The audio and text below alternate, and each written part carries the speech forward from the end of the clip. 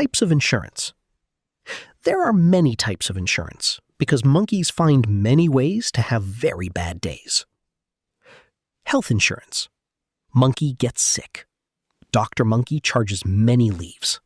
Health insurance covers the bill, or some of it. Monkey still confused by the rest of the bill. Life insurance. If monkey dies, insurance monkey pays leaves to monkey's family. Monkey hopes family uses leaves wisely and does not blow it all on bananas. Banana cart insurance. Monkey crashes banana cart into another monkey's banana cart.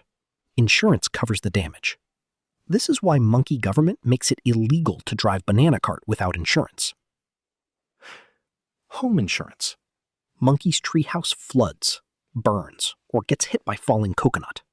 Insurance monkey pays to fix it. Travel insurance.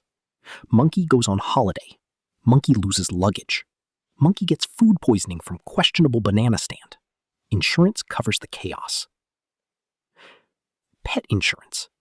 Monkey has pet parrot. Parrot swallows a leaf.